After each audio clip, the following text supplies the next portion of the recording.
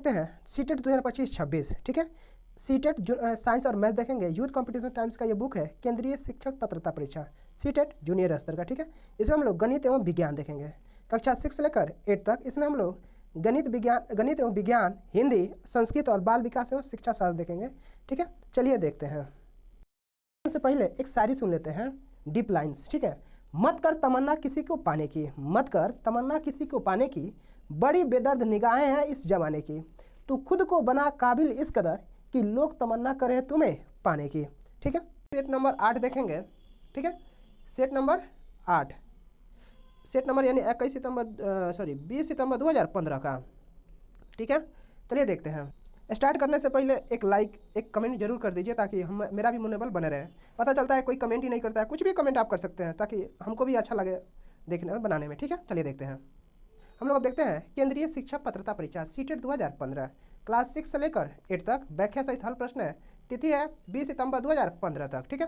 पहला हम लोग देखेंगे बाल विकास एवं शिक्षा शास्त्र, चाइल्ड डेवलपमेंट एंड पेडागोजी। इससे पहले आप लोग एक लाइक है कमेंट जरूर कर दी ताकि हमको भी अच्छा लगे बनाने में, ठीक है। चलिए देखते हैं। एक लाइक करने से आपका कोई पैसा नहीं लग रहा है और एक मेरा मनोबल बढ़ेगा आप बनाने में, ठीक है। टाइम भी नहीं है, नहीं बढ़ रहा है तो आदमी का मन भी नहीं कर रहा है कि बनाया जाए, ठीक है। चलिए देखते हैं। पहला क्वेश्चन कर रहा है, एक समावेशी कक्षा में किसी शिक्षिका की सबसे महत्वपूर्ण भूमिका क्या होती है? क्या होती है? ऑप्शन नंबर सी है सुनिश्चित करना कि प्रत्येक बच्चे को अपनी संभावना को प्राप्त करने का अवसर मिले, यानी सुनिश्चित करना कि प्रत्येक बच्चे को अपनी संभावना को प्राप्त करने का क्या मिले? अवसर मिले। यानी समावेशी कक्षा वह होती है जिसमें सभी प्रकार के योग्यता वाले विद्यार्थी एक साथ एक ही कक्षा में बैठकर शिक्षा ग्रहण करते हैं। इसमें शिक्षक की सबसे महत्वपूर्ण भूमिका यह होती है कि उसे यह सुनिश्चित करना कि सभी विद्यार्थियों को की योग्यता के आधार पर अवसर दिया जाए, ठीक है।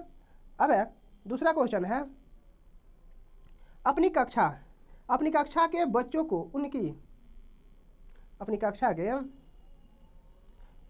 उनकी अपनी अवधारणाओं को बदलने में आप किस प्रकार सहायता करेंगे? किस प्रकार करेंगे? ऑप्शन नंबर डी है अवधारणाओं के बारे में बच्चों को अपनी समझ को व्यक्त करने का अवसर देंगे, यानी अवधारणाओं के बारे में बच्चों को अपनी समझ को व्यक्त करने के लिए क्या देंगे? अवसर देंगे। यानी कहने का अर्थ है किसी भी कक्षा के बच्चों को उनकी अवधारणाओं को बदलने के लिए यह आवश्यक है कि उनको कक्षा में अपनी समझ व्यक्त करने का अवसर दिया जाए। तब अध्यापक इन समझ विचार के बारे में पूरी जानकारी प्राप्त कर ले तो उनके गलत अवधारणाओं को विभिन्न तथ्यों, तर्क, उदाहरणों आदि के माध्यम से बदलने का प्रयास करना चाहिए। अब है तीसरा नंबर क्वेश्चन। पहला क्वेश्चन है, तीसरा नंबर क्वेश्चन है, जब बच्चे एक विशेष संख्या में पुस्तक पढ़ते हैं तो उन्हें एक प्रमाण पत्र दिया जाता है। यह रणनीति शायद अधिक समय तक काम ना करे, क्यों ना करे? ऑप्शन नंबर डी है पुस्तकों को पढ़ना बच्चों को उनके गृह कार्य को पूरा करने में बाधा डालेगा, ठीक है। अब है पहला क्वेश्चन इसका यानी यदि बच्चे प्रमाण पत्र प्राप्त करने के लिए पुस्तकें पढ़ते हैं तो यह बच्चों को केवल प्रमाण पत्र प्राप्त करने के लिए पुस्तकों को पढ़ने की तरफ ले जा सकता है और इससे वे सीख भी नहीं पाएंगे, क्योंकि प्रमाण पत्र देना बाह्य निर्बलन है। जबकि बच्चे यदि आंतरिक पुनर्बलन से प्रेरित होकर पुस्तक पढ़ते हैं तो वो उसमें रुचि लेकर ध्यानपूर्वक पढ़ेंगे, जो अधिगम को स्थायित्व प्रदान करेगा, ठीक है। अब है चौथा नंबर क्वेश्चन कर रहा है, किसी कक्षा में शिक्षा की भूमिका क्या होती है? ऑप्शन नंबर बी है सीखने की विश्वसनीय स्थितियां जुटाना और शिक्षार्थियों को स्वतंत्र चिंतन की सुविधा देना। यानी क्या कर रहा है, कक्षा में शिक्षक की मुख्य भूमिका क्या होती है? चलिए देखते हैं। यानी कक्षा में जो होता है शांत वातावरण पैदा करना, सीखने की स्थिति को उत्पन्न करना, छात्र को स्वतंत्र रूप से सीखने के लिए प्रेरित करना, छात्र को व्यवहारिक ज्ञान कराना, छात्र का मानसिक एवं शारीरिक विकास करना, छात्रों का व्यवहार परिवर्तन करना आदि। ये सब क्या है? किसी भी कक्षा में शिक्षक की भूमिका है, ठीक है। अब है पांचवा नंबर क्वेश्चन, यानी कौन सा कथन बच्चों की त्रुटियों के संबंध में सबसे उपयुक्त है? कौन सा है? ऑप्शन नंबर डी है, यानी बच्चों की गलतियां एक खिड़की के समान होती है, यह जानने के लिए कि वे किस प्रकार सोचते हैं। यानी बच्चे की गलतियां एक खिड़की के समान होती है, यह जानने के लिए कि वे किस प्रकार सोचते हैं, अर्थात बच्चों की गलतियों से बच्चों की मानसिक क्षमता का निर्धारण किया जा सकता है तथा उन्हें सही प्रतिपुष्टि देकर उनकी गलतियों को दूर किया जा सकता है, ठीक है। अब है छठा नंबर क्वेश्चन। छठा नंबर क्वेश्चन कह रहा है, आकलन शिक्षण अधिगमन प्रक्रिया का अभिन्न अंग अभिन्न अंग है, क्योंकि ऑप्शन नंबर ए होगा। यानी आकलन एक प्रक्रिया है जिसमें शिक्षक बच्चों तथा अपने शिक्षण विधि का विश्लेषण करता है कि बच्चों को अधिगम क्षमता का विकास हुआ है कि नहीं। अगर नहीं हुआ है तो शिक्षण विधि में क्या कमी है। इस प्रकार शिक्षण को प्रतिपुष्टि मिल जाती है। साथ ही बच्चों को अधिगम का निर्धारण भी किया जा सकता है। अब 7वां नंबर क्वेश्चन कह रहा है, पाठ्यचर्या ऐसी हो जो पाठ्य पुस्तक के ज्ञान को पुनः प्रस्तुत करने के साथ के स्थान पर बच्चों को अपनी आवाज़ों पाने, कार्य करने के लिए अपनी जिज्ञासा का पोषण करने, प्रश्न पूछने और जांच पड़ताल करने तथा अपने अनुभवों को बांटने तथा विद्यालय के ज्ञान के साथ जोड़ने में सक्षम बनाए। राष्ट्रीय पाठ्यचर्या की रूपरेखा 2005 पृष्ठ संख्या 13 में इस पृष्ठभूमि में एक शिक्षण की भूमिका क्या होनी चाहिए? क्या होनी चाहिए? ऑप्शन नंबर ए है, कर रहा है बच्चों को उनकी उनकी अपनी समझ और अपने ज्ञान को साझा करने का पर्याप्त अवसर देना चाहिए। ठीक है, यानी कह रहा है राष्ट्रीय पाठ्यचर्या की रूपरेखा 2005 के अनुसार शिक्षक की मुख्य भूमिका यह होनी चाहिए कि बच्चों को पर्याप्त अवसर दिया जाए कि वह अपनी समझ विकसित कर सके तथा छात्र शिक्षा वार्तालाप कर सके, जिससे छात्र अपने ज्ञान को साझा शिक्षक के साथ कर सके। ठीक है, चलिए आगे देखते हैं। 8 नंबर क्वेश्चन कह रहा है,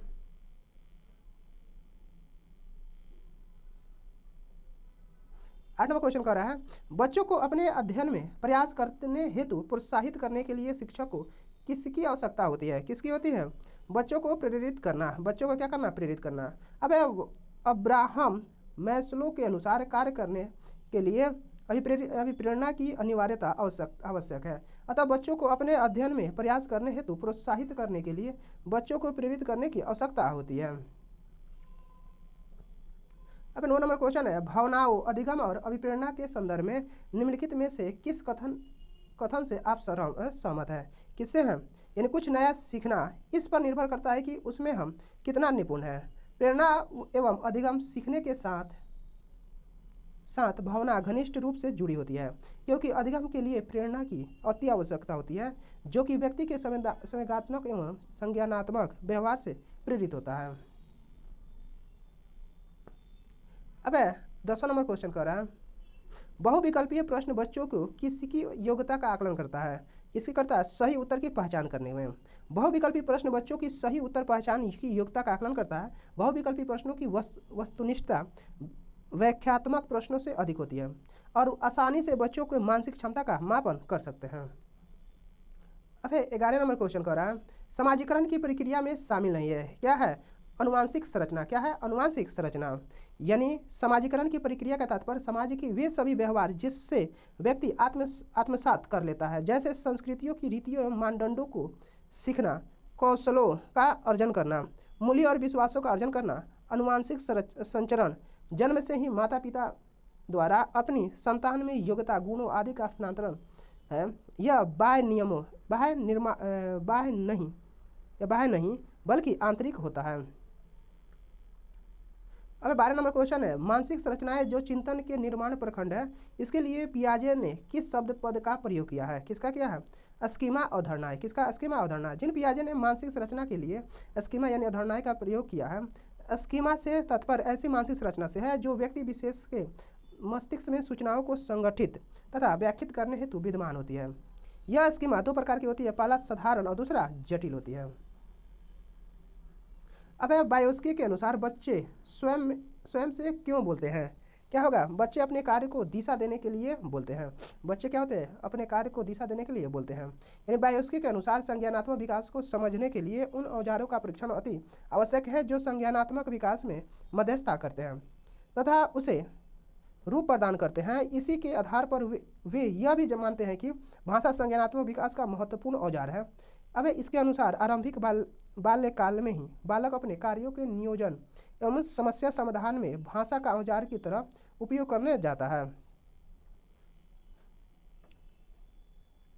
अब 14 नंबर क्वेश्चन है, अधिगम असक्ता वाले। क्या होगा? यानी ऑप्शन चारों देखते हैं। बच्चों को एक समान दिखाई देने वाले अक्षरों और वर्णों में भ्रम होता है। बी है, बच्चे दृश्य शब्दों साइट वर्ड्स को आसानी से पहचानने और समझते हैं। सी है, बच्चों का मानसिक विकास मंद होता है। डी है, बच्चे निम्न बुद्धिलब्धि वाले होते हैं। इसमें से क्या होगा? ऑप्शन नंबर ए होगा। कहने का अर्थ है अधिगम असक्ता का तात्पर्य है कि अपने मानसिक अक्षमता के कारण अधिगम में समस्या जैसे समान प्रकार के वर्णों को न पहचान पाना, यह एक मानसिक विकृति है जिसे डिस्लेक्सिया कहा जाता है। किसे कहता है? डिस्लेक्सिया कहा जाता है। अब 15 नंबर क्वेश्चन है, सृजनात्मकता क्या है? क्या है? यानी समस्याओं को मौलिक और अपसारी समाधानों को पहचानने अथवा तैयार करने की योग्यता है। समस्याओं को मौलिक और अपसारी समाधानों को पहचानने और तैयार करने की योग्यता है। ठीक है। अब है स्टेन के अनुसार जब किसी कार्य का परिणाम नवीन हो जो किसी समय में समूह द्वारा उपयोगी मान्य हो, वह कार्य सृजनात्मकता कहलाता है। अब इसे समस्याओं के मौलिक और अपसारी समाधानों को पहचानने और तैयार करने की योग्यता होती है।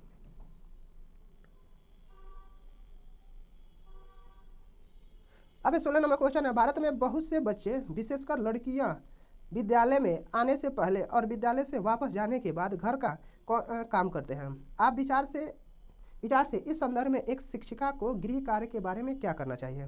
क्या है? ऑप्शन नंबर ए है, शिक्षिका को ऐसा गृह कार्य देना चाहिए जो विद्यालय में कराए गए अधिगम को बच्चों को घरेलू जीवन से जोड़ता है।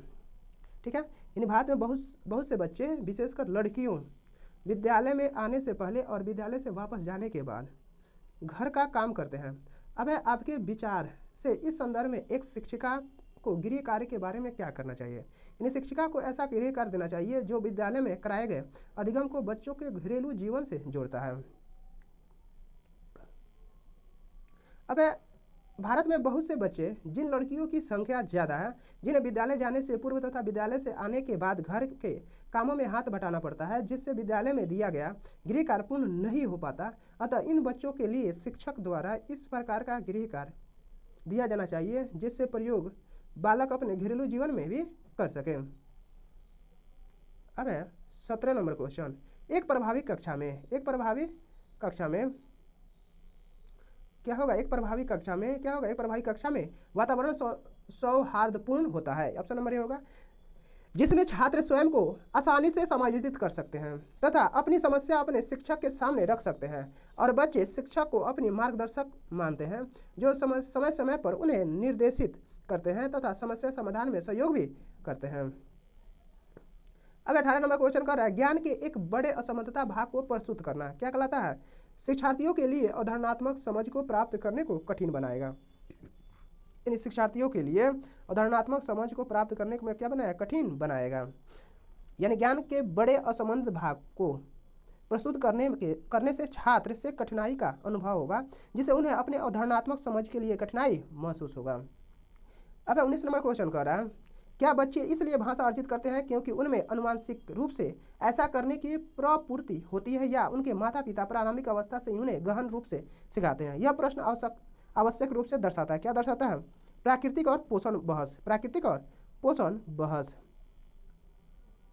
यानी क्या बच्चे इसलिए भाषा अर्जित करते हैं क्योंकि उनमें अनुवांशिक रूप से ऐसा करने की पूर्व प्रवृत्ति होती है या उनके माता पिता प्रारंभिक अवस्था से ही उन्हें गहन रूप से सिखाते हैं? यह प्रश्न आवश्यक रूप से प्राकृतिक और पोषण पर बहस को दर्शाता है। प्राकृतिक पोषण विवाद का मूल विषय है यह कि बच्चों के विकास में अनुवांशिकता की भूमिका महत्वपूर्ण होती है या परिवेश की भूमिका महत्वपूर्ण होती है, जबकि वास्तविक यह है कि बच्चों को विकास के अनुवांशिक और परिवेश दोनों की महत्वपूर्ण भूमिका होती है। अब 20 नंबर क्वेश्चन है, अमूर्त वैज्ञानिक चिंतन के लिए क्षमता का विकास निम्नलिखित अवस्था में से किसका एक विशेषता है? किसकी है? औपचारिक सक्रियात्मक अवस्था। पियाजे के अनुसार संज्ञानात्मक विचार की अंतिम अवस्था औपचारिक सक्रियात्मक अवस्था है। इस अवस्था के दौरान बालक अमूर्त बातें के संबंध में तार्किक चिंतन करने की योग्यता विकसित करता है। मूर्त अवस्था वस्तुओं तथा सामग्री के स्थान पर शाब्दिक तथा सांकेतिक अभिव्यक्ति का प्रयोग तार्किक चिंतन में करता है। अब 21 नंबर क्वेश्चन कह रहा है, एक बच्चा तर्क प्रस्तुत करता है कि आप यह मेरे लिए करें और मैं वह आपके लिए करूंगा। यह बच्चा कोहलबर की नैतिक तर्कना कि किस अवस्था के अंतर्गत आएगा? किसका आएगा? अच्छा लड़का अच्छी लड़की अभिमुखीकरण। बी करा है सामाजिक अनुबंध अभिमुखीकरण। सी करा है सहायक उद्देश्य अभिमुखीकरण। डी करा है दंड और आज्ञापालन अभिमुखीकरण। यानी यदि कोई बच्चा तर्क प्रस्तुत करता है कि आप यह मेरे लिए करें वह आप मेरे लिए करूँ वह आपके लिए करूँगा। तो कोहलबर्ग के नैतिक तर्कना सिद्धांत के अनुसार बच्चा प्राकृतिक परंपरा स्तर के द्वितीय अवस्था आत्मरुचि अभिमुखीकरण में है। इस अवस्था में बच्चों के नैतिक निर्णय आत्मरुचि एवं दूसरे के बदले में क्या कर सकते हैं कि मान्यताओं पर आधारित होता है। नोट में है, अतः उपयुक्त विकल्प में से कोई भी विकल्प सही नहीं है। ठीक है, अब है 22 नंबर क्वेश्चन देखते हैं। प्रगतिवादी शिक्षा। प्रगतिवादी शिक्षा जो होती है, ऑप्शन नंबर डी होगा, समस्या समाधान और आलोचनात्मक चिंतन पर अधिक बल देती है। यानी प्रगतिवादी शिक्षा से तात्पर्य बालक के मनोविज्ञान को समझते हुए शिक्षण की व्यवस्था करना तथा उसकी अधिगम संबंधी कठिनाइयों को दूर करना है। अब उसमें बालक का व्यक्तिगत निरीक्षण किया जाता है तथा उसके दैनिक कठिनाइयों को दूर करने का प्रयास किया जाता है। अब 23 नंबर क्वेश्चन है। 23 नंबर क्वेश्चन है, विभिन्न मुद्दों और विमर्शों पर उनके लिए कारण प्रस्तुत करते हुए बच्चों को अपनी व्यक्तित्व राय को व्यक्त करने के लिए प्रोत्साहित करने वाले प्रश्न किसको बढ़ावा देता है, किसको देता है? यानी विश्लेषणात्मक और आलोचनात्मक चिंतन का। यानी बच्चों में विभिन्न मुद्दों एवं समस्याओं को हल करने एवं उस पर अपना विचार प्रस्तुत करने से विश्लेषणात्मक एवं आलोचनात्मक चिंतन का विकास होता है। अब 24 नंबर क्वेश्चन है, निम्नलिखित में से कौन सा कथन विकास एवं अधिगम के बीच संबंध को सर्वश्रेष्ठ रूप से जोड़ता है? कौन होगा? अधिगम और विकास एक जटिल तरीके से अंतः संबंधित है। अधिगम और विकास एक जटिल तरीके से क्या है? संबंधित है। यानी अधिगम और विकास एक जटिल तरीके से अंतः संबंधित है, क्योंकि व्यक्ति अपनी दैनिक क्रियाओं और अनुभवों द्वारा कुछ ना कुछ सीखता है। फलस्वरूप उसका शारीरिक और मानसिक विकास होता है। सीखने की इस विशेषता को पोस्टालॉजी ने वृक्ष और फ्रेबल ने उपवन का उदाहरण देकर स्पष्ट किया है। ठीक है, अब 25 नंबर क्वेश्चन कह रहा है, इनमें से कौन सा विकास का एक सिद्धांत नहीं है? कौन सा नहीं है? विकास केवल सांस्कृतिक से शासित और निर्धारित होता है। विकास केवल सांस्कृतिक और शासित से क्या होता है? निर्धारित होता है। विकास केवल संस्कृति से शासित होता है और निर्धारण होता है। यह सिद्धांत गलत है, क्योंकि विकास वातावरण, संस्कृति तथा वंशानुक्रम के अंतःक्रिया निर्देशन इसके परिणाम से होता है। यानी क्या कह रहा है, कौन सा विकास का एक सिद्धांत नहीं है? कौन नहीं है? ऑप्शन नंबर बी है। बी जो है नहीं है, लेकिन ACD है। ए है जो विकास संशोधित शोधन युग होता है, विकास जीवन पर्याप्त होता है, और डी जो है इस विकास वंशानुक्रम और पर्यावरण दोनों पर प्रभावित होता है। ठीक है, अब 26 नंबर क्वेश्चन कर रहा है, बाल केंद्रित कक्षा की एक प्रमुख विशेषता है कि उसमें क्या होगा? शिक्षक के मार्गदर्शक से शिक्षार्थियों की अपनी स्वयं की समझ का निर्णय करने के लिए उत्तरदायी बनाया जाता है। ठीक है, यानी कह रहा है बाल केंद्रित शिक्षा का तात्पर्य विद्यालय का वातावरण, शिक्षा की शिक्षण प्रणाली, पाठ्यक्रम की रूपरेखा सभी बालक की योग्यता को ध्यान में रखते हुए बनाई जाती है, ताकि बालकों को स्वतंत्रता एवं सुगमता पूर्वक ज्ञान की प्राप्ति हो सके। ठीक है, और स्वयं की समझ को विकसित कर सके। अब 27 नंबर क्वेश्चन कह रहा है, बुद्धि के बारे में निम्नलिखित में से कौन सा कथन सर्वाधिक उपयुक्त है? कौन सा होगा? ऑप्शन नंबर डी होगा, बुद्धि बहुआयामी और इसमें कई पहलू निहित है। यानी बुद्धि व्यक्ति की जन्मजात शक्ति है और उसकी सब मानसिक योग्यता का योग एवं अभिन्न अंग है। इसलिए बुद्धि बहुआयामी होता है, जैसे संज्ञान, स्मरण, चिंतन, गैर परंपरागत चिंतन, मूल्यांकन आदि। इसके कई पहलू भी है, जैसे ध्यान, निष्कर्ष आदि। अब 28 नंबर क्वेश्चन कर रहा है, लिंग, जेंडर, पक्षपात किसकी ओर संकेत करता है? किसकी ओर? सांस्कृतिक अभिवृत्तियों के कारण अपेक्षाओं पर आधारित लड़कों और लड़कियों से भिन्न भिन्न व्यवहार करना। अब डी नंबर है, सांस्कृतिक अभिवृत्तियों के कारण अपेक्षाओं पर आधारित लड़के और लड़कियों के भिन्न व्यवहार करना लिंग पक्षपात की ओर संकेत करता है। अब 29 नंबर है, एक उच्च प्राथमिक विद्यालय के शिक्षक के रूप में आपके पास कक्षा में कुछ ऐसे बच्चे हैं जो प्रथम पीढ़ी के रूप में विद्यालय आ रहे हैं। आपके द्वारा निम्नलिखित में से किसे किए जाने की संभावना सर्वाधिक है? किसका होगा? ऑप्शन नंबर ए है, करा प्रथम पीढ़ी के रूप में विद्यालय में आ रहे बच्चे से शिक्षक का रवैया बहुत ही सौहार्दपूर्ण होना चाहिए तथा उन्हें उनकी मूल आवश्यकताओं तथा समस्याओं को हल करने में सहयोग देना चाहिए। अब 30 नंबर क्वेश्चन, समान आयु के बच्चों में भी आकृति, योग्यता, स्वभाव, रुचि, प्रवृत्ति और अन्य बातों में बहुत अंतर होता है। इस संदर्भ में विद्यालय की क्या भूमिका है? क्या है?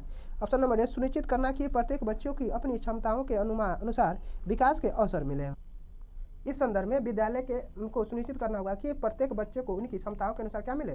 पर्याप्त अवसर मिले। यहाँ पे हमारा 30 को पेडागोगी समाप्त हुआ। अब हम लोग देखेंगे हिंदी वैकल्पिक। ठीक है, अब सबसे पहले गद्यांश दिया है। ठीक है, गद्यांश देखिए हर एक बार अलग अलग गद्यांश देता है, लेकिन एक तरीका होता है कि आप लोग थोड़ा सा ध्यान दे के किताब पढ़ते रहे ताकि बुझाए कि हाँ कहाँ से पूछ रहा है। कह रहा है किसी को देखने के लिए आँख की नहीं दृष्टि की आवश्यकता होती है। स्वामी विवेकानंद ने यह कथन ठीक है, स्वामी विवेकानंद का यह कथन है कि इस महिला के जीवन का दर्शन बन गया है। अब इसी जीवन के दर्शन के सहारे उन्होंने एक और कठिनाइयों का सामना किया तो दूसरी ओर सफलता का मार्ग ढूंढा और उस पर निर्भयता से बढ़ चली। जी हाँ, हम बात कर रहे हैं मुंबई की रेवती राय की। किसके? मुंबई की रेवती राय की। रेवती राय वह महिला है जिन्होंने महिलाओं की कठिनाइयों को ध्यान में रख केवल उन्हीं की सुविधाओं के लिए फारसी नाम से कैब सेवा प्रारंभ की।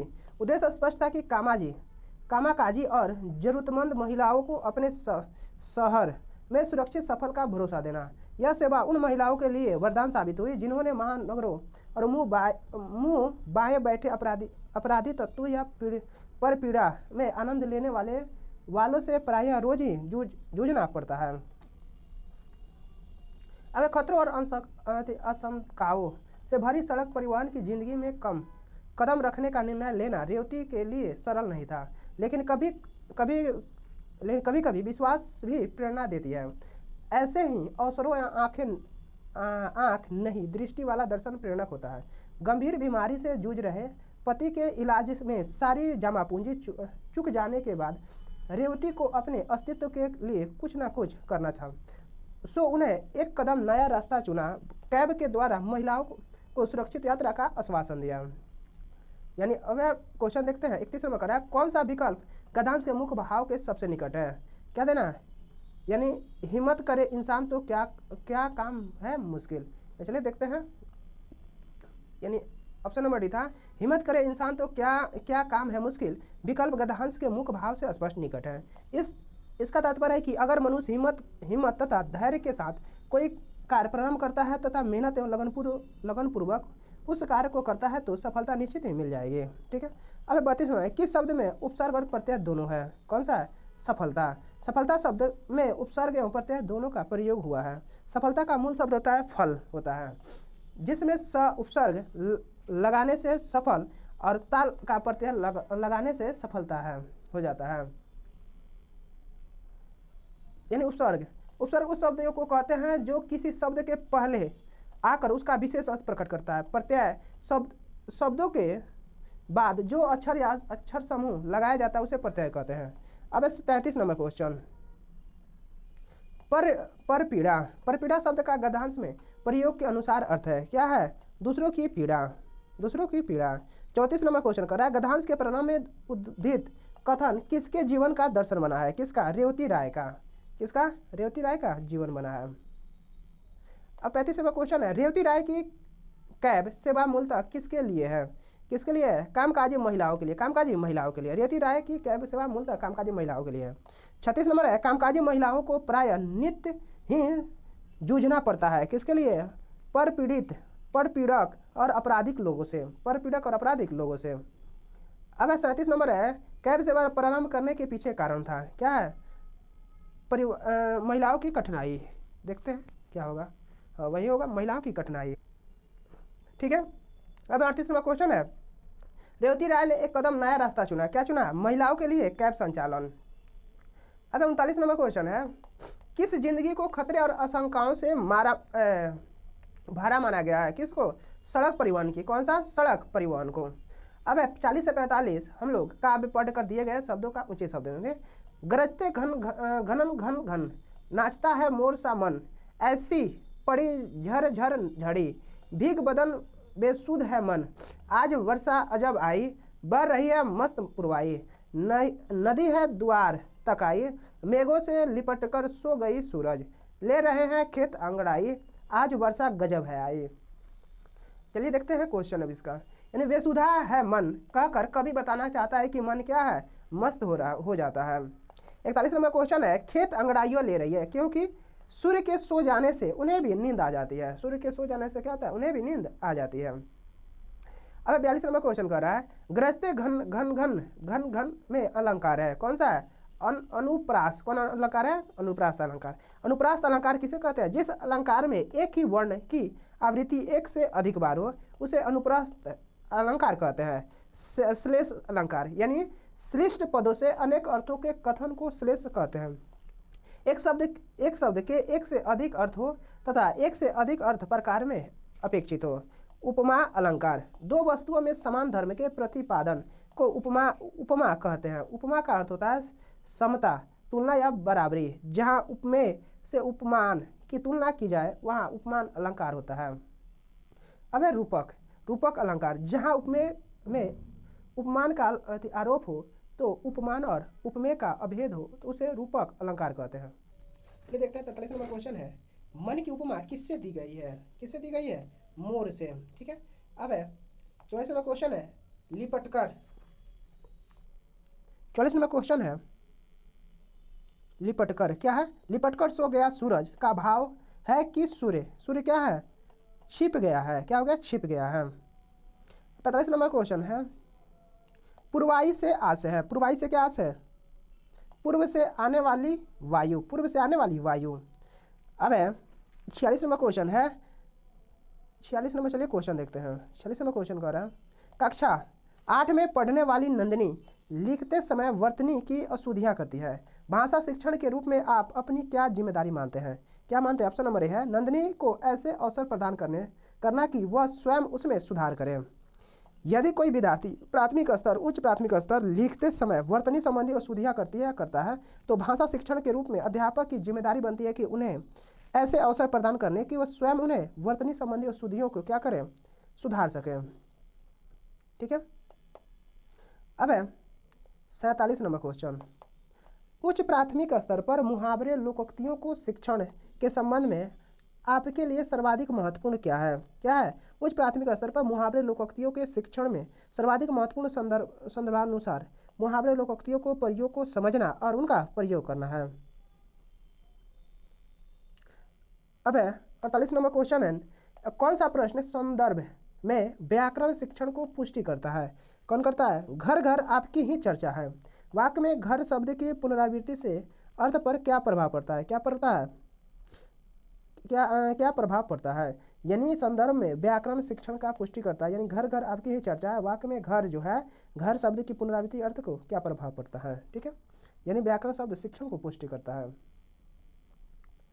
अब है 49 नंबर क्वेश्चन, यानी उच्च प्राथमिक स्तर पर हिंदी भाषा की पाठ्य पुस्तक का निर्माण करते हुए आपके लिए सबसे कम महत्वपूर्ण है? क्या महत्वपूर्ण है? समस्त व्याकरणिक बिंदुओं का समावेशन। समस्त व्याकरणिक बिंदुओं का क्या है? समावेशन है। यानी उच्च प्राथमिक स्तर पर हिंदी भाषा की पाठ्य पुस्तक का निर्माण करते समय समस्त व्याकरण बिंदुओं का क्या है? समावेशन से कम महत्वपूर्ण बिंदु है। अब है 50 नंबर क्वेश्चन, किसी रचना के बारे में स्वतंत्र राय बनाने का आत्मविश्वास विकसित करने के लिए आवश्यक है? क्या है? भाषा बोध और साहित्य बोध। भाषा बोध और साहित्य बोध। किसी रचना के बारे में स्वतंत्र राय बनाने का आत्मविश्वास विकसित करने के लिए भाषा बोध और साहित्य बोध का होने का अति आवश्यक है। अगर किसी आलोचक समालोचन को भाषा तथा साहित्य का ज्ञान नहीं होगा तो वह किसी रचना के संदर्भ में अपनी प्रतिक्रिया नहीं दे सकता है। अब है 51 नंबर क्वेश्चन, बच्चों के लिए अतिरिक्त पठन सामग्री क्यों विकसित की जाती है? क्यों की जाती है? ऑप्शन नंबर ए है, यानी पढ़ने में रुचि जगाने और भाषा ज्ञान में वृद्धि के लिए होता है। ठीक है। चलिए अगला इसी के बारे में जानते हैं। कह रहा है यानी बच्चों के लिए अतिरिक्त पठन सामग्री बच्चों में पढ़ने की रुचि जगाने और भाषा ज्ञान के वृद्धि के लिए विकसित की जाती है। अतिरिक्त पठन सामग्री के माध्यम से बच्चों में शिक्षण के प्रति रुचि पैदा की जाती है जिससे उनका शिक्षण को प्रति लगाव बढ़े। अब 52 नंबर क्वेश्चन है, उच्च प्राथमिक स्तर पर भाषा शिक्षण का एक महत्वपूर्ण उद्देश्य क्या है?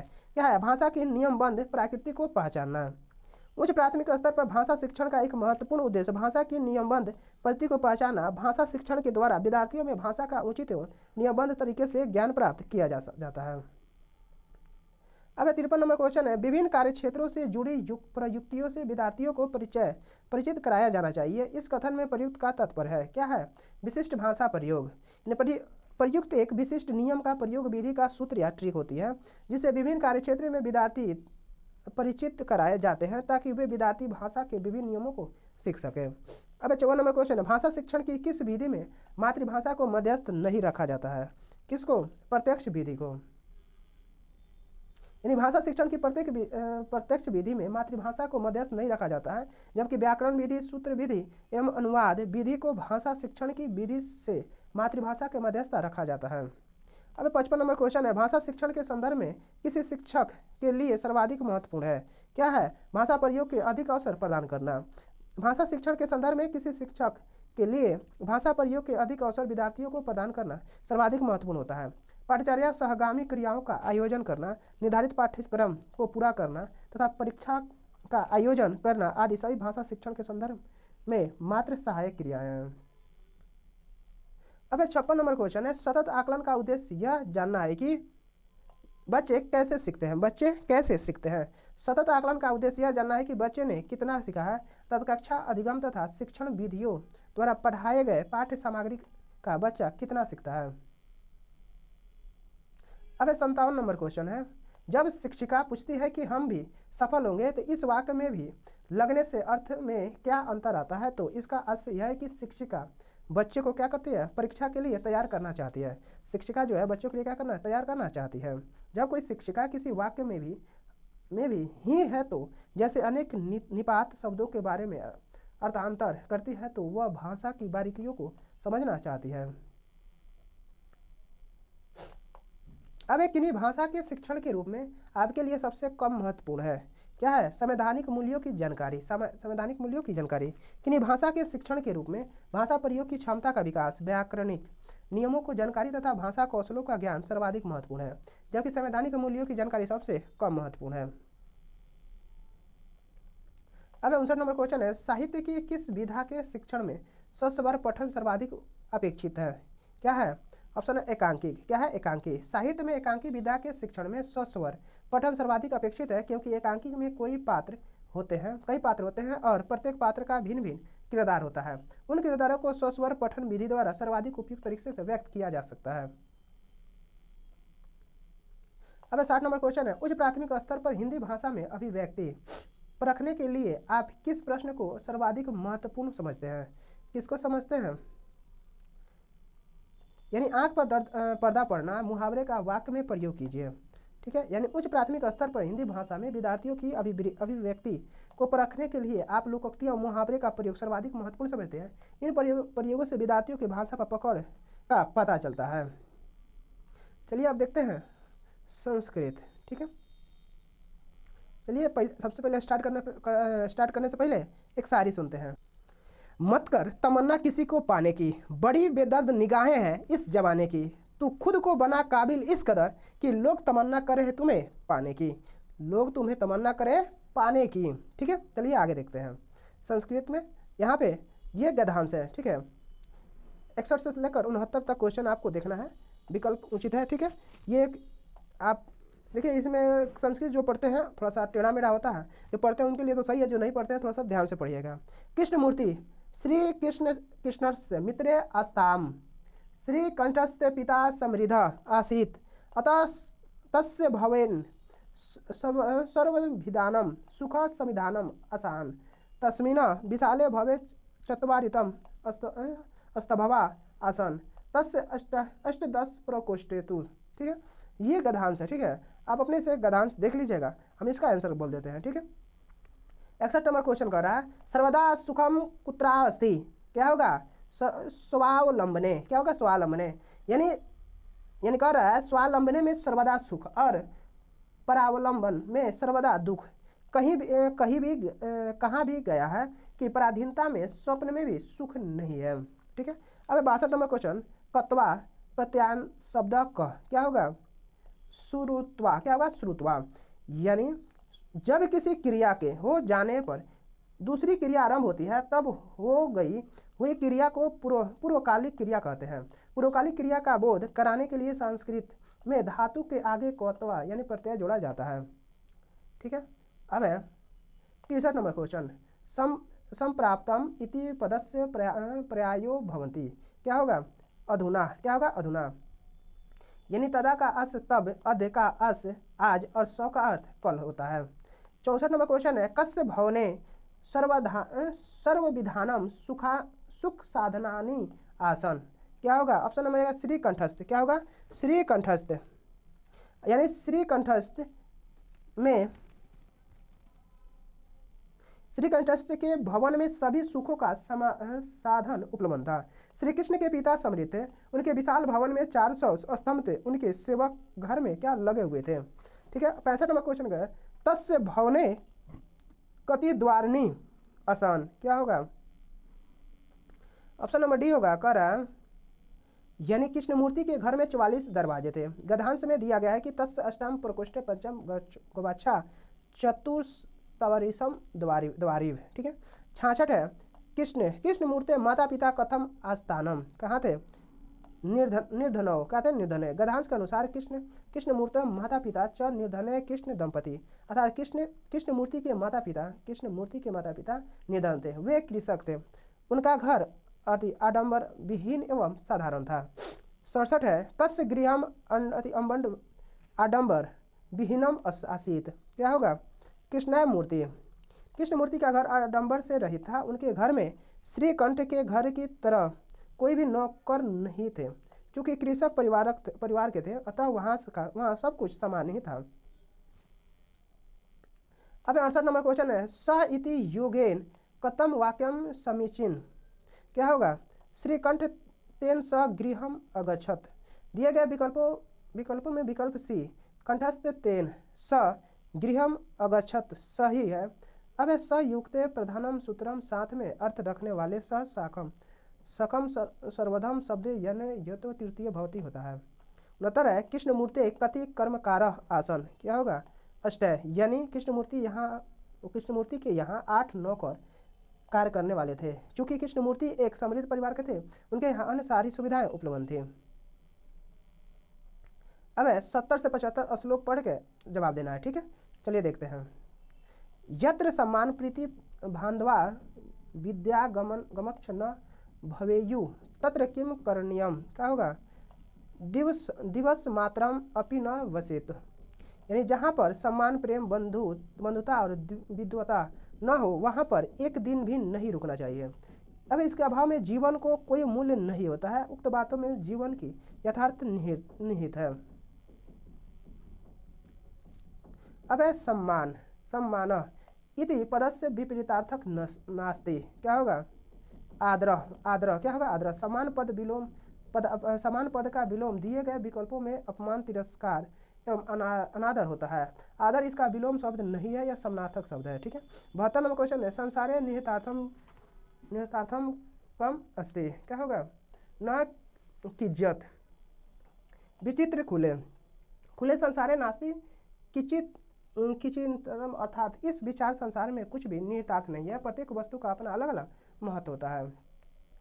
अब 73 नंबर क्वेश्चन है प्रथम श्लोकानारेणु जीवनम केन शोभते, क्या होगा? सदाचारेण।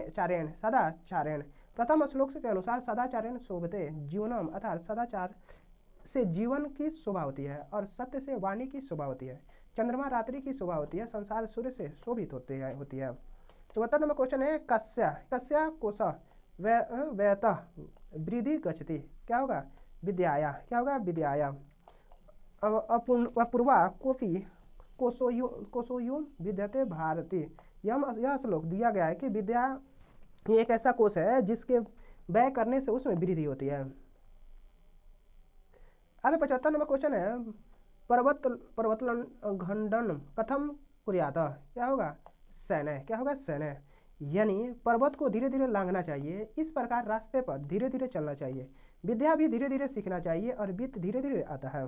ठीक है, अब है सूचना अधोलिखित प्रश्नानाम विकल्पना वैसे उचितम उत्तरम चित्वा लिखता कर रिया मोहित चत पचनम कक्षायाम विकलांग छात्र अस्त तत्र शिक्षक, क्या होगा? ऑप्शन नंबर बी होगा कर सर्वेक्षा विद्यार्थिनम आवश्यकतानुसार विद्यालय समावेशी स्यात् इति महत्वात्तयो समावेशी क्रियार्थ।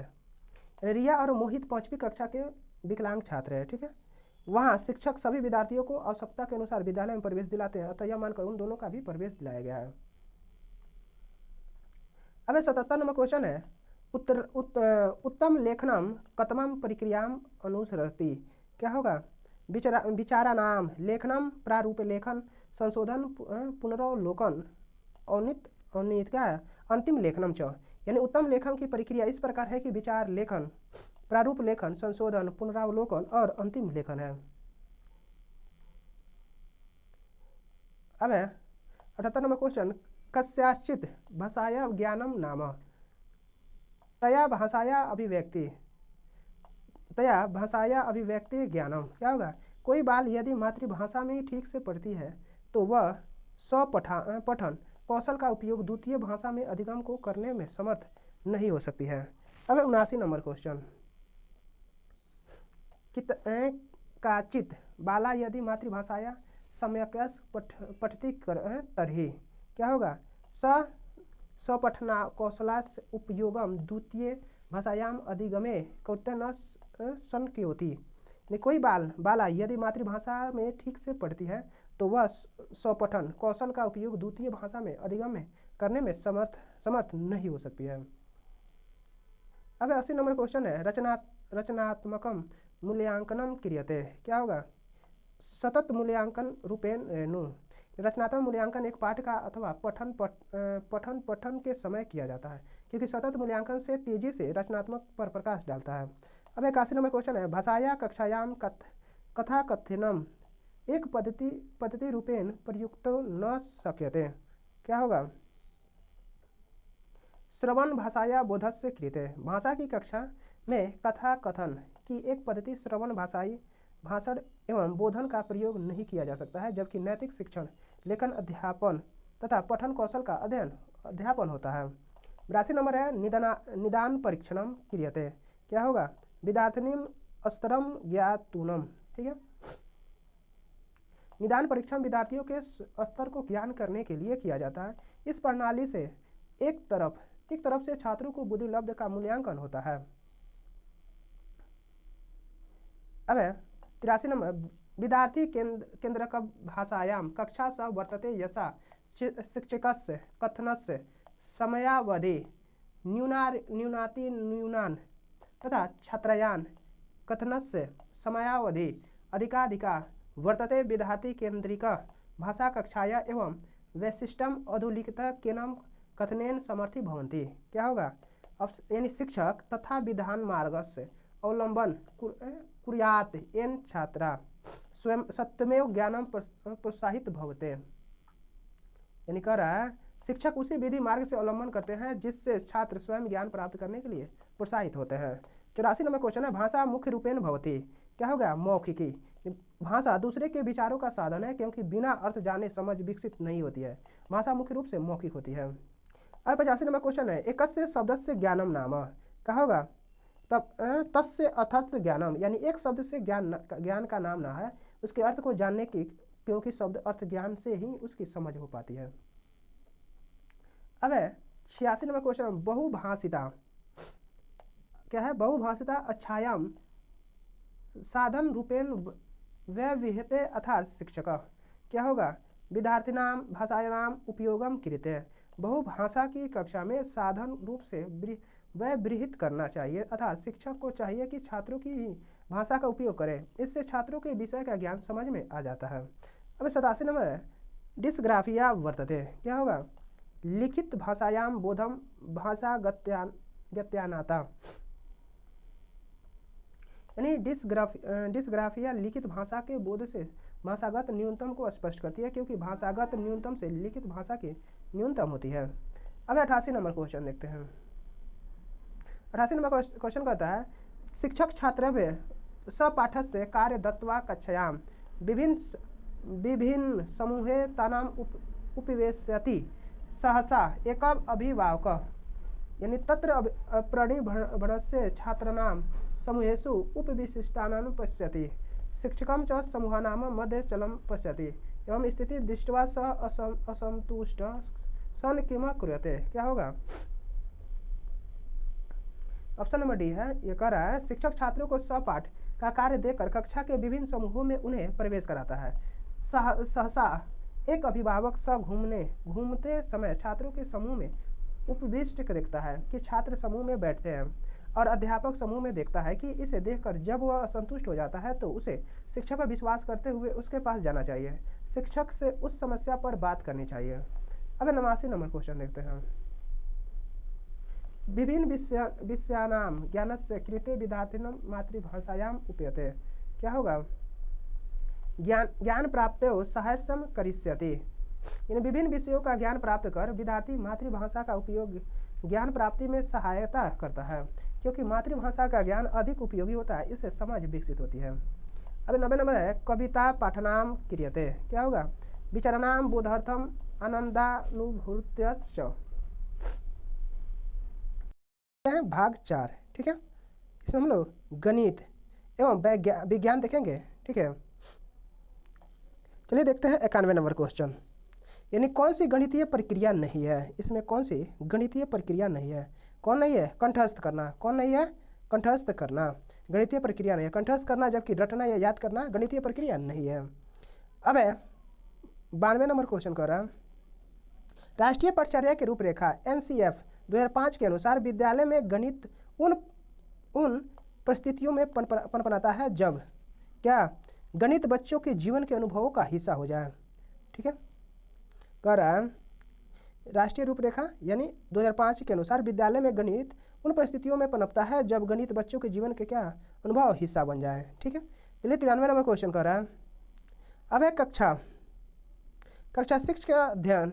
अध्यापक ने रचनात्मक फॉर्मेलिटी मूल्यांकन कार्य के लिए वाद विवाद का विषय दिया। ठीक है, हिंदू अरेबिक भाषाएं रोमन संख्याओं में अधिक प्रभावशाली है। यानी FA के इस यानी किसका फॉर्मेलिटी मूल्यांकन के इस क्रियाकलाप का उद्देश्य मूल्यांकन करना है। क्या होगा? विश्लेषणात्मक। क्या होगा? विश्लेषणात्मक। यानी अध्यापक द्वारा कक्षा 6 के दिए गए वाद विवाद को विषय का मुख्य उद्देश्य कि बच्चे किसी निश्चित उत्तर निष्कर्ष पर पहुंचने से पहले आपस में जितना हो सके विश्लेषण करें। ठीक है, अब 94 नंबर क्वेश्चन कर रहा है, गणित के कक्षा कक्ष में महत्व दिया जाता है गणित विषय प्रक्रिया और तर्क पर। ठीक है, इन सभी प्रक्रियाओं में गणित विषय बच्चों को विशेष प्रभाव प्रकट करता है। अब 95 नंबर क्वेश्चन कर रहा है, अध्यापक ने विद्यार्थियों को बट्टे छूट पर आधारित निम्नलिखित समस्याओं को हल करने के लिए दी है। क्या दी है? यानी एक कमीज और स्वेटर के अंकित मूल्य क्रमशः 200 और 300 है। कमीज व स्वेटर पर बट्टा क्रमशः 20% 12% है। बिल तैयार करते समय गलती से दुकानदार ने इस वस्तु के बट्टे की अदला बदली कर दी। बिल मिलाने पर हमीदा ने इस गलती को देखकर दुकानदार को उचित मूल्य दिया। हमीदा ने दुकानदार को कितनी मुद्राएं दी? इस प्रश्न के शिक्षक किन मूल्यों को प्रोत्साहित करना का प्रयास करता है? सहानुभूति, संवेदनशील, ईमानदारी या सहकारिता। क्या होगा? ईमानदारी। ठीक है, अब 96 नंबर क्वेश्चन कर रहा है, यानी इतना में सबसे बड़ी और सबसे छोटी भिन्न कौन सी संख्या है? क्या करेंगे? इसको दशमलव में सबसे पहले बदलेंगे, उसके बाद दोनों को क्या करेंगे, कौन छोटा है कौन बड़ा है उसको हम लोग अंतर ज्ञात कर देंगे। ठीक है, तो ऑप्शन नंबर कौन सा हो जाएगा? ऑप्शन नंबर बी हो जाएगा। ठीक है, देखिए यहाँ पे दशमलव में सबसे पहले निकाला गया सबसे बड़ी, सबसे छोटी और सबसे बड़ी हो गया। अंतर निकालने पर क्या आ गया? 70/3। ठीक है, चलिए देखते हैं अब 97 नंबर क्वेश्चन। 97 नंबर क्वेश्चन कह रहा है यस बराबर इतना दिया है। ठीक है, यानी ये s बराबर 1 - 2 + 3 - 4 यानी एक दूसरे का डिफरेंस है। तो क्या करता है? s बराबर 2 भागों में से बांट देते हैं, एक बार प्लस वाला को एक बार माइनस वाला को। ठीक है, 1 + 3 + 5 ये कितना तक जाएगा? 49 तक जाएगा। -2 + 4 माइनस में जब करेंगे -2 से स्टार्ट है, तो जब चिन्ह बदलेंगे तो 2 + 4 + 6 करके 50 तक जाएगा। ठीक है, तो इसका फार्मूला होता है SN बराबर n/2 × 2a + n - 1 × t पर। इसी फार्मूला बैठा पर हम लोग इसको कर देंगे। ठीक है, चलिए देखते हैं। कर रहा है s बराबर कितना हो गया? -25।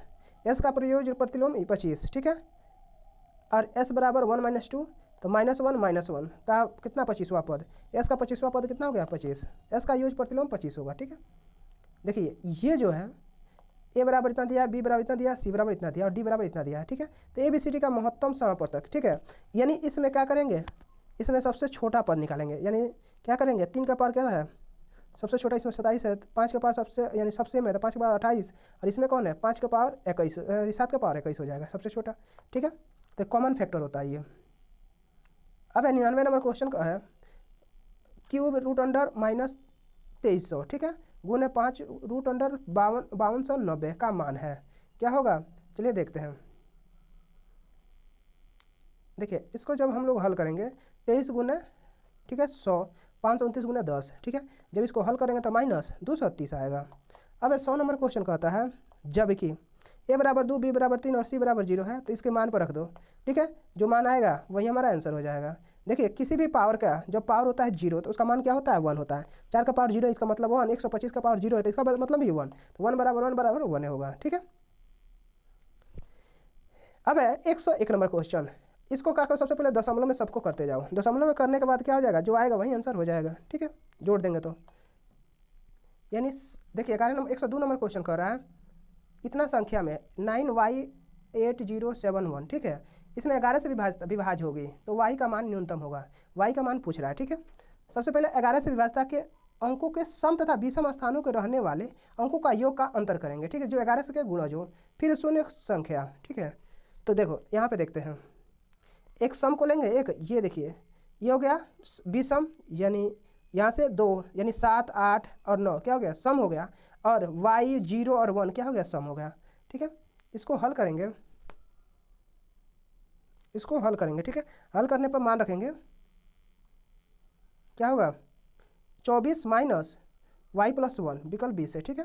तो जब इसको हम हल करेंगे y बराबर क्या हो जाएगा, जब इसको तो कितना 11 का गुणा हो जाएगा y - 2 बराबर 22, यानी विकल्प के हिसाब से y बराबर 1 रखने पर इतना से जो 11 से विभाज है, 11 का विभाजता का नियम आप याद कर लीजिएगा, चांस रहता है आने का। अब है 14.96 गुना 10 का पावर 10 माइनस 3.84 गुना 10 का पावर 8 का मानक स्वरूप निम्न द्वारा व्यक्त किया जाता है, क्या होगा चलिए देखते हैं। कह रहा है यानी इसका मानक स्वरूप, यानी क्या करेंगे सबसे पहले इसको, यानी इसको भी 10 का पावर 10 करेंगे, ठीक है। तो 10 का पावर 10 करेंगे तो सब बराबर ताकि करेंगे तभी तो होगा। तो करने के बाद यही लास्ट हमारा आंसर आया, कितना आया 1.4926 गुना 10 का पावर 11। अब 104 नंबर क्वेश्चन देखते हैं। आंकड़े इतना इतना के माध्य बहुलक और माध्यक का योग ज्ञात करना है, ठीक है। माध्य बराबर होता है सभी संख्या के योग बटा संख्या, ठीक है। तो ये संख्या हो गया, आंकड़ा हो गया, माध्य का आंकड़ों का आरोही क्रम में लिखेंगे, आरोही क्रम में n बराबर को हो गया 11 हो गया, तो इसका मध्य बिंदु कहाँ हो जाएगा यानी माध्य का 3 हो जाएगा, आंकड़ों में 3 यानी आंकड़ों का बहुलक जो है 3 है, 3 होगा, अतः माध्य माध्यिका प्लस बहुलक माध्य बहुलक प्लस माध्यिका बराबर 4 + 3 + 3 बराबर कितना हो गया 10 हो गया। अब 105 नंबर क्वेश्चन है, विभिन्न पर्चियों पर 4 से 15 तक प्राकृतिक संख्याएं लिखी हुई है। एक पर्ची पर एक संख्या उन्हें एक बक्से में डालकर अच्छी प्रकार से मिला दिया जाता है, तो बक्से के अंदर से बिना देखे रेनू एक पर्ची निकालती है। इस पर्ची के अभाज्य संख्या लिखे होने की प्रायिकता क्या है, क्या होगा 1/3 कैसे होगा चलिए देखते हैं। यानी कह रहा है पर्ची में अभाज्य संख्या होगा 5 होगा, 2 होगा, 11 होगा, 13 होगा, कुल हो गया 4 अभाज्य संख्या, 4 अभाज्य से एक अभाज्य संख्या चुनने का तरीका 4c1 तथा कुल अंकों का अंक चुनने का 12c1, यानी nc1 बराबर n factorial r factorial into n minus r factorial, ठीक है। अब एक अभाज्य संख्या यानी 4/12 1/3, ठीक है। 106 नंबर क्वेश्चन, एक धनराशि चक्रवृद्धि ब्याज 3 वर्षों के पश्चात 4818 और 6 वर्षों के पश्चात 7227 हो जाती है, तो वह धनराशि है, क्या होगा। अब है मिश्रधन बराबर मूलधन यानी 1 + r/100 का पावर n, यह फॉर्मूला होता है। माना मूलधन बराबर x, तो हम इसका मान यहाँ पे रखेंगे, ठीक है। तो कटा के कितना आ जाएगा इक्वेशन फर्स्ट और इक्वेशन सेकेंड में, तो समीकरण फर्स्ट में तो कितना 3212 रुपये आ जाएगा, ठीक है। अब है 107 नंबर क्वेश्चन, यदि कागज की 18 सीटों का भार 50 ग्राम है तो उसकी कागज की कितनी सीटों का भार 3.4 kg होगा, ठीक है। 18 सीटों का भार 50 ग्राम, तो एक सीट का 50/18 है, जब इसका किलोग्राम में करेंगे तो 1/36 360 किलोग्राम, ठीक है। 1/360 किलोग्राम की सीट का वजन 1 है, संख्या 1 है। 3/4 किलो सीट का वजन 360 गुना 15/4 यानी 90 गुना 15, तो कितना होगा 1350। अब है इतना इतना और इतना हो तो इतना का मान ज्ञात करना है, ठीक है। हम इसमें x का मान निकाल लेंगे तो इतना का मान आ जाएगा, चलिए देखते हैं। ये रहा, अब जब हम इसको हल करते हैं x बराबर 1/3, तब x का मान इसमें रख देंगे तो इसका मान निकल जाएगा। अब है 109 नंबर क्वेश्चन कह रहा है, यदि 4x² प्लस 12xy बराबर इतना है तो ax प्लस बी वाई इसको जब हल करते हैं तो इतना बराबर है, तब a² प्लस b² का मान ज्ञात करना है। ठीक है, जब इतना दिया हुआ है और इतना बराबर इतना है तो अगर इसको हल करते हैं समीकरण में x² y² के गुणकों की तुलना करने पर a² बराबर 4 और b² बराबर 9, a² प्लस b² बराबर 4 प्लस 9 बराबर 13 होगा। अब 110 है 5x प्लस 2 और 2x² माइनस 3x प्लस 5 के गुणनफल में x² और x के गुणनखंडों का गुणांकों का योग है, क्या है 8 है। यानी देखिए ये इसमें हम लोग x² क्या है x² 19x, ठीक है, तो ये दोनों का जब अंतर करेंगे तो कितना आ जाएगा 8 आ जाएगा। अब है किसी आयताकार बक्से का आंतरिक आधार 15 सेंटीमीटर लंबा और 12.5 सेंटीमीटर चौड़ा है तो इसकी ऊंचाई 7.5 सेंटीमीटर है, तो इस बक्से को 1.5 सेंटीमीटर भुजा वाले घनों से भरा जाता है। घनों की संख्या होगी क्या होगी 90, क्या होगी 90। ठीक है, यानी दिया गया है आयताकार बॉक्स का आंतरिक आधार की लंबाई 15 सेंटीमीटर और चौड़ाई 12.5 सेंटीमीटर तथा ऊंचाई 7.5 सेंटीमीटर। आयताकार बक्से का आयतन लंबाई गुना चौड़ाई गुना ऊंचाई 15 गुना 25/2 गुना 15/2 सेंटीमीटर क्यूब तथा घन का आयतन भुजा क्यूब 5/2 का क्यूब सेंटीमीटर। घनों की संख्या आयताकार बॉक्स का आयतन बटा घन का आयतन। ठीक है, ये जो संख्या दिया है इसी को हल कर कितना घनों की संख्या कितनी आ गई 90 आ गया। ठीक है, अब है 112 नंबर क्वेश्चन कर रहा है किसी समलंब चतुर्भुज का परिमाप कितना है 58 सेंटीमीटर और इसकी असमांतर भुजाओं की लंबाइयों का योग 20 सेंटीमीटर है। तो यदि इसका क्षेत्रफल 152 सेंटीमीटर हो तो समांतर भुजाओं के बीच की दूरी सेंटीमीटर में है, क्या होगा। दिया गया है समलंब का परिमाप कितना है 58 सेंटीमीटर और समांतर भुजाओं का योग कितना है 20 सेंटीमीटर। समानांतर भुजाओं का योग कितना है 58 - 20 बराबर 38 सेंटीमीटर। माना समांतर भुजाओं के बीच की दूरी d सेंटीमीटर। समलंब का क्षेत्रफल, ठीक है, हाफ गुने समानांतर भुजाओं का योग गुने उनके बीच की दूरी। ठीक है, 152 बराबर 1/2 गुने 38 इंटू डी बराबर हो गया 8 सेंटीमीटर। अब 113 नंबर क्वेश्चन देखते हैं। किसी समउत्तल बहुभुज के प्रत्येक अंतःकोण की माप 156 डिग्री है तो बहुभुज की भुजाओं की संख्या है। बहुभुज का अंतःकोण कितना है 156 डिग्री। माना बहुभुज के भुजाओं की संख्या कितना n है 2n - 4 Guna 90 degree by n बराबर 156 डिग्री। 80n - 360 डिग्री बराबर 156n। 24n बराबर 360, n बराबर कितना हो गया 15। अभी यदि एक सम बहुभुज की भुजाओं की संख्या n है तो इसकी सममित रेखाओं की संख्या बराबर है, क्या होगा n। ठीक है, यानी किसी सम बहुभुज की भुजाओं की संख्या तथा उसके सममित भुजाओं की संख्या n है बराबर होती है, क्या होती है बराबर होती है। ऑप्शन नंबर ए है 4। यानी किसी त्रिभुज की भुजाएं 6.5 सेंटीमीटर 10 सेंटीमीटर और x सेंटीमीटर है जहां x एक धनात्मक संख्या है। निम्न में से x का न्यूनतम संभव मान क्या है। यानी किसी त्रिभुज में दो छोटी भुजाओं का योग तीसरी भुजा से बड़ा होना चाहिए। x + 6.5 greater than 10, x greater than 3.5 अतः विकल्प x बराबर 4 होगा। अब छाया ने दी गई परिमेय संख्याओं को इस प्रकार हल किया कि -25 बटा -30 बराबर -5/6 इस प्रकार की त्रुटि को माना जा सकता है, क्या माना जा सकता है संकल्पनात्मक त्रुटि। -25 बटा 30 -5/6, ठीक है। इस प्रकार की त्रुटि से यह निष्कर्ष निकाला जा सकता है कि विद्यार्थी में संकल्पनात्मक वैचारिक समझ सूझबूझ की कमी है। यह एक संकल्पनात्मक त्रुटि का उदाहरण है। अब 117 नंबर क्वेश्चन है उच्च प्राथमिक स्तर पर आंकड़ों के प्रबंधन का केंद्र होता है, क्या होता है आंकड़ों का संग्रह संगठन और प्रस्तुति। आंकड़ों का संग्रह संगठन प्रस्तुति उच्च प्राथमिक स्तर पर आंकड़ों के प्रबंधन का केंद्र होता है। 118 नंबर क्वेश्चन है गणित में समस्या के समाधान का निम्नलिखित में से कौन सा तरीका नहीं है। कौन है रट लेना, क्या है रट लेना। अब परीक्षण और त्रुटि विधि चित्रांकन प्रश्नों के अंत से आरंभ की ओर हल करना ये सभी गणित की समस्याओं के समाधान के तरीका है, जबकि रटना गणित में समस्या समाधान का तरीका नहीं है क्योंकि गणित एक तार्किक विषय है।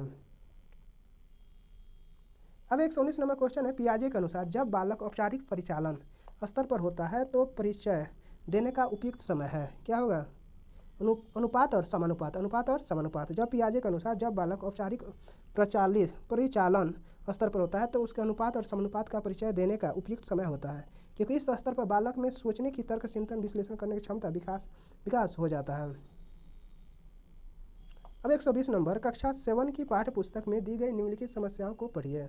एक मानचित्र दिया गया है जिसमें पैमाना 2 सेंटीमीटर और 1000 किलोमीटर है। यदि मानचित्र में दो स्थान 2.2 सेंटीमीटर की दूरी पर है तो उनके बीच की वास्तविक दूरी क्या होनी चाहिए, वह समस्या है।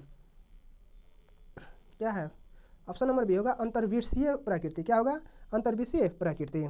अब कक्षा 7 की पाठ्य पुस्तक में दी गई उपयुक्त समस्याओं का अंतर्विषीय प्रकृति की है, क्योंकि यह गणित विषय की समस्या है। अब 121 नंबर, निम्नलिखित में से कौन सा कथन गलत है? सामान्यतः पुरुष की आवाज़ महिला की तुलना में तीक्ष्ण होती है, ये जो कि गलत है। क्या होता है? यानी महिला की आवाज़ तीक्ष्ण होती है और पुरुषों की आवाज़ मोटी होती है। ठीक है। 122 नंबर क्वेश्चन कर रहा है, हमारे सौरमंडल परिवार में 2 ग्रह ऐसे हैं जो पूर्व से पश्चिम की ओर घूर्णन करते हैं। ये ग्रह कौन है? शुक्र और यूरेनस। कौन है? शुक्र और यूरेनस। यानी सौर परिवार में शुक्र और यूरेनस 2 ग्रह हैं जो पूर्व से पश्चिम की ओर घूर्णन करते हैं। शुक्र ग्रह अपनी धुरी पर एक चक्कर लगाने में 243 दिन लेता है, जबकि यूरेनस अपने अक्ष पर 10.8 घंटे में एक चक्कर लगाता है। अब 123 नंबर क्वेश्चन है, मनुष्य में सर्वाधिक उत्सर्जन उत्पाद है। क्या है? यूरिया। सबसे ज़्यादा क्या उत्पादन करता है? मनुष्य। यूरिया। अब मनुष्यों में सर्वाधिक यूरिया है। ठीक है। यूरिया अमोनिया की भांति जल में घुलकर घुलनशील, परंतु अमोनिया की अपेक्षा बहुत कम विषैला होता है। अब 124 नंबर क्वेश्चन कर रहा है, निम्नलिखित में से कौन सी प्रक्रियाएं क्षण चुंबक की चुंबकीय विशेषताओं को नष्ट करती है? पहला है 2 टुकड़ों में काटना, बी है तापन, सी है पीटना, डी है सील करना। बी और सी होगा, यानी ऑप्शन नंबर सी होगा। ठीक है। अब 125 नंबर क्वेश्चन कर रहा है, 125 नंबर, 8वीं कक्षा की कोई छात्र यह कहता है कि भारी वस्तुएं जल में डूब जाती है और हल्की वस्तुएं जल में तैरती है, तो कक्षा 8 के विज्ञान में कक्षा के लिए इस प्रक्रिया देने के लिए सर्वोत्तम परामर्श क्या है? क्या होगा? ऑप्शन नंबर डी होगा, यानी प्रतिकारी उदाहरण दीजिए और विभिन्न आकृतियों, आकारों और भारों की वस्तुओं की व्यवस्था करके बच्चों को खोजने का अवसर प्रदान कीजिए। अब 124 नंबर क्वेश्चन, नीचे दी गई कौन सी परिस्थिति विद्यार्थियों को ज्ञान की खोज के लिए सर्वोत्तम अवसर प्रदान करता है? कौन करता है? विद्यार्थियों की अंकुरण से संबंध तथ्यों की प्रयोग द्वारा खोज करने के लिए प्रोत्साहित करना। अब 127 नंबर क्वेश्चन है, एक शिक्षक कक्षा में एक जली मोमबत्ती का मेज पर रखता है, उसके बाद एक जार से उसे ढक देता है। कुछ देर बाद मोमबत्ती बुझ जाती है। मोमबत्ती के जलने के लिए हवा आवश्यक है। मोमबत्ती को जलते रहने के लिए ऑक्सीजन चाहिए। उपयुक्त कथनों में से कौन सा होगा? ऑप्शन नंबर बी कह रहा है, यानी एक शिक्षक कक्षा में एक जली मोमबत्ती मेज पर रखता है, उसके बाद एक जार से उसे ढक देता है। कुछ देर बाद मोमबत्ती बुझ जाती है। इसमें शिक्षार्थी यह अवलोकन करते हैं कि मोमबत्ती बुझ जाती है। 128 नंबर क्वेश्चन देखते हैं,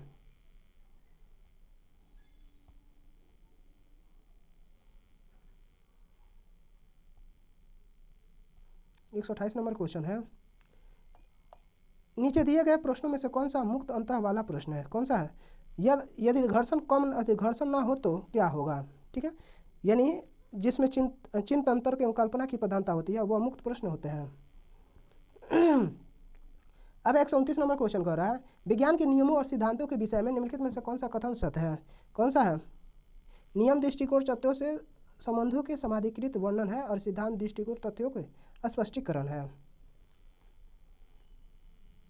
अब 130 नंबर क्वेश्चन कर रहा है, कोई विज्ञान शिक्षिका अपने छात्रों को विभिन्न प्रक्रम कौशल का मूल्यांकन करना चाहती है। छात्रों के विभिन्न प्रक्रम कौशल का मूल्यांकन करने के लिए नीचे दिया गया है, कौन सा साधन सर्वाधिक उपयुक्त है? कौन सा है? प्रेक्षण। क्या है? प्रेक्षण सूची। कोई विज्ञान शिक्षिका अपने छात्रों का विभिन्न प्रक्रम कौशल का मूल्यांकन करना चाहती है। छात्रों के विभिन्न प्रक्रम का मूल्यांकन करने के लिए प्रेक्षण सूची सर्वाधिक उपयुक्त होगी। अब 131 नंबर क्वेश्चन है, निम्नलिखित में से विज्ञान शिक्षण का कौन सा लक्ष्य उच्च प्राथमिक स्तर पर नहीं होना चाहिए? विज्ञान के तथ्यों को सीखने वालों की प्रस्तुत करना। विज्ञान के तथ्यों को सीखने वाले को प्रस्तुत करना उच्च प्राथमिक स्तर का विज्ञान शिक्षण का लक्ष्य नहीं होना चाहिए। 132 नंबर है, शिक्षक द्वारा 7 के बच्चों को पानी बचाओ विषय पर अधिगम को किस प्रकार अधिक सार्थक बनाया जा सकता है।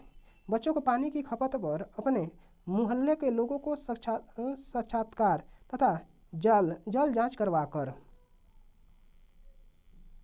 शिक्षक द्वारा 7 के बच्चे पानी बचाओ विषय पर अधिगम को बच्चों को पानी खपत पर अपने मोहल्ले को लोगों को साक्षात्कार तथा जल जांच करवाना अधिक समर्थन बनाया जा सकता है। अब 133 नंबर क्वेश्चन है, कक्षा शिक्षक के विद्यार्थियों को पाचन पर पढ़ाने से पहले एक अध्यापक उन्हें मानव शरीर का एक रेखा चित्र देता है और उन्हें कहता है कि वे उन्हें सभी अंगों को चित्रित करें जिनसे होकर उनके विचार के भोजन उनके खाने के बाद गुजरता है। इस प्रश्न को पूछने के लिए अध्यापक का क्या उद्देश्य हो सकता है। चलिए देखते हैं, ऑप्शन नंबर डी है, कह रहा है यानी कक्षा 7 के विद्यार्थियों को पाचन पर पढ़ाने के पहले एक अध्यापक उन्हें मानव शरीर का एक रेखा चित्र देता है और उन्हें कहता है कि वे उन्हें सभी अंगों को चित्रित करें जिससे होकर उनके विचार से भोजन उनके खाने के बाद गुजरता है। इस प्रकार के पूछने के लिए अध्यापक का यह उद्देश्य हो सकता है कि मानव शरीर और पाचन के बारे में विद्यार्थियों को पूर्व विचारों की पड़ताल करना ताकि भावी शिक्षण अधिगम सत्र को तदनुसार नियोजित किया जा सके। अब 134 नंबर क्वेश्चन, कक्षा 7 का एक अवधारणा धुआं पर क्यों उठता है पर प्रभावशाली चर्चा के लिए एक विज्ञान शिक्षक को यानी बच्चों की रुचि बनाए रखने के लिए उनकी प्रतिक्रियाओं को स्वीकारना चाहिए। ठीक है, यानी BC यानी पहला बच्चों को एक समान मंच देना चाहिए और D भी है, कह रहा है चर्चा के अंत में बच्चों के विचारों को सारांश करते हुए आकलन करना चाहिए। ठीक है, अब 135 नंबर क्वेश्चन है, आपके पास दो प्रश्नालियाँ A और B है। प्रश्नाली A में हल्दी का पेस्ट भरा है जबकि प्रश्नाली B में फिनोल्फ्थालीन का जलीय विलयन भरा है। इन दोनों प्रश्नालियों में तनु हाइड्रोक्लोरिक अम्ल की कुछ बूंदें डालने पर इनमें भरे पदार्थ प्रतीत होते हैं। क्या होते हैं? A में पीला रहेगा जबकि B में रंगहीन रहेगा। 136 नंबर क्वेश्चन कर रहा है, अनीता प्रश्नाली में सोडियम हाइड्रोक्साइड का ताज़ा विलयन तैयार करती है। वह उसमें एल्युमिनियम की पन्नी का एक छोटा सा टुकड़ा डालती है और माचिस की जलती हुई तीली प्रश्नाली के मुंह के पास लाती है। वह पॉप की आवाज़ सुनती है। पॉप की आवाज़ की उपस्थिति में किसकी ओर संकेत करता है? ऑप्शन नंबर डी है, यानी अनीता प्रश्नाली में सोडियम हाइड्रोक्साइड का ताज़ा विलयन तैयार करती है। वह उसमें एल्युमिनियम के पात्र में एक छोटा सा टुकड़ा डालती है और माचिस की जलती हुई तीली प्रश्नाली के मुंह के पास लाती है। वह पॉप की आवाज़ सुनती है। पॉप की आवाज़ हाइड्रोजन गैस की उपस्थिति की ओर संकेत करता है। अब 137 नंबर, जब जल तरल से गैसीय चरण के रूपांतरित होता है तब निम्नलिखित में से कौन सा एक बदलाव होगा? क्या होगा? कोनों की दूरी में बदलाव। अब जब कोई तरल द्रव से गैसीय चरण में रूपांतरित होगा तो उनके कोनों की दूरी में बदलाव हो जाएगा क्योंकि पदार्थों की ठोस, द्रव तथा गैसीय अवस्था उनके अणुओं के बीच की दूरी को आधार निर्धारित होता है। द्रव के अणुओं के बीच की दूरी बढ़ जाती है और उनके कणों का आकार, संरचना तथा रंग में बदलाव नहीं होता है। अब 138 नंबर क्वेश्चन कर रहा है, यानी किस ईंधन का ऊष्मीय मान सबसे अधिक होता है? किसका होता है? हाइड्रोजन का। यानी हाइड्रोजन का ऊष्मीय मान क्या होता है? सबसे अधिक होता है। इसे भविष्य का हाइड्रोजन का भविष्य का ईंधन भी कहा जाएगा। ठीक है, कॉलम में जीवन का मिलान कॉलम में दिए गए उनके कार्य से कीजिए। ठीक है, चलिए मिलाते हैं इसको डायरेक्ट आंसर से। लैक्टिक क्या है? लैक्टोबैसिलस क्या होगा? दही का जमना। Protozoa malaria. राइजोबियम नाइट्रोजन स्थिरीकरण। विषाणु एड्स होता है। ठीक है, अब 140 नंबर क्वेश्चन कर रहा है, निम्नलिखित में से सही कथन चुनना है। ठीक है, केवल पत्तियों में ही प्रकाश संश्लेषण होता है। क्या होगा? नहीं, ऑप्शन नंबर डी होगा, केवल हरी पत्तियों वाले पौधे ही प्रकाश संश्लेषण कर सकते हैं। इसमें द्वितीयक रंजक सेकेंडरी पिगमेंट पाया जाता है जिसे कैरोटीनाइड कहा जाता है। क्या कहता है? कैरोटीनाइज्ड। ठीक है, अब 141 नंबर क्वेश्चन कर रहा है, रीमा अपनी रीमा अपनी दोस्त को बताती है कि भिंडी एक फल है। उसकी दोस्त सहाना उसके असहमत है। तो निम्नलिखित में से कौन सा कथन सत्य है? यानी भिंडी में बीज होते हैं, भिंडी में क्या होते हैं? बीज होते हैं, इसलिए वह एक फल है। अब 142 क्वेश्चन है, जब जब हम क्रोध में, शर्मिंदगी या चिंतन में होते हैं तब हमारे शरीर का कौन सा हार्मोन तनाव समायोजन में हमारी मदद करता है? कौन है? एड्रीनेलिन। इसे एड्रीनल को लड़ो और उड़ो हार्मोन कहते हैं। ठीक है, चलिए आगे देखते हैं। अब 143 नंबर क्वेश्चन कह रहा है, खंड 1 में दिए गए पौधों के खाने योग्य भाग को मिलाना है। ठीक है, चलिए मिलाते हैं। चलिए ऑप्शन नंबर बी होगा जड़ खाते हैं गाजर का, तना खाते हैं गन्ना का, बीज खाते हैं मूंगफली का, फल खाते हैं सेव का। ठीक है, अब है 144 नंबर क्वेश्चन, कौन सा विकल्प वायरस द्वारा मनुष्य को होने वाले रोगों को समूह को दर्शाता है? कौन है? खसरा, चिकन पॉक्स और हेपेटाइटिस। वायरस द्वारा मनुष्य में खसरा, चिकन पॉक्स, चेचक, hepatitis A, polio, trachoma, AIDS आदि खतरनाक रोग होते हैं। अब है 145, निम्नलिखित में से कौन सा विकल्प सौपोषियों के समूह को दर्शाता है? कौन है? शैवाल, पालक, टमाटर और केला। शैवाल, पालक, टमाटर और केला। ठीक है, अब 146 नंबर क्वेश्चन है, मानव पोषण में पोषक तत्वों की आवश्यकता, भोजन ग्रहण करने की विधि और शरीर में इसका उपयोग विभिन्न चरणों में होता है, जो कि है क्या है? चलिए देखते हैं। ऑप्शन नंबर सी होगा, यानी मानव पोषण में पोषक तत्वों की आवश्यकता, भोजन ग्रहण करने की विधि, शरीर में इसका उपयोग विभिन्न चरणों में होता है, जैसे अंतर्ग्रहण, पाचन, अवशोषण, स्वागीकरण और निष्कासन के लिए। ठीक है, अब 143 नंबर क्वेश्चन कह रहा है, कौन सा विद्युत का चालक नहीं है? कौन है? अश्विन जल। कौन है? अश्विन जल। अश्विन जल विद्युत का चालक नहीं होता है, जबकि नींबू का रस, लवण, जल में ये सभी विद्युत का चालक होता है।